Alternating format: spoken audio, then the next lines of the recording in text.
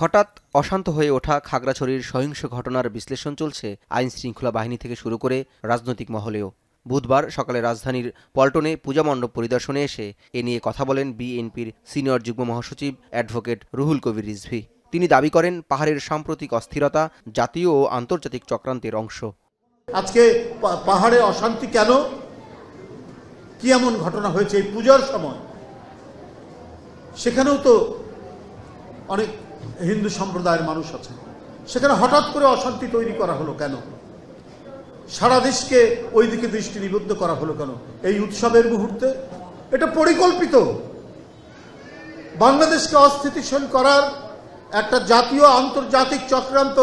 এ সময় বিএনপির নেতা আরও বলেন, যারা শেখ হাসিনার পতন মানতে পারেনি তারাই পরিকল্পিতভাবে পুজোর সময় পাহাড়ে অস্থিতিশীল পরিবেশ সৃষ্টি করছে। যারা শেখ হাসিনার পতনকে মেনে নিতে পারেনি তারাই এই চক্রান্ত করে যাচ্ছে যে এই দুর্গাপূজার সময় এমন কিছু ঘটনা ঘটাতে হবে যাতে বাংলাদেশের ভাবমূর্তি নষ্ট হয় বিদেশে।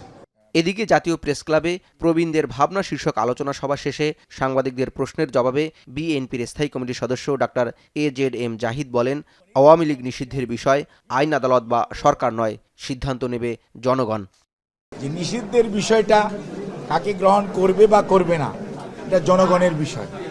এটা কোনো অবস্থাতেই আইন আদালত অথবা সরকারি সিদ্ধান্তে যে করার যে প্রক্রিয়া, এটার সাথে বিএনপি কিন্তু সবসময় দ্বিমত পোষণ করেছে। এই গণহত্যাকারী এবং এটার যারা আদেশ দিয়েছে তাদেরকে আইনের আওতায় এনে যথাযথ বিচার করা, কাজে তাদের বিচারের ব্যাপারে বাংলাদেশ জাতীয়তাবাদী দল সবসময়ই সোচ্চার ছিল, এখনো আছে।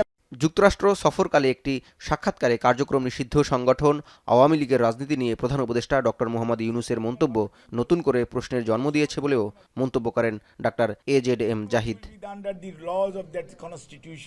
জওয়াদ মাহমুদ, এখন, ঢাকা।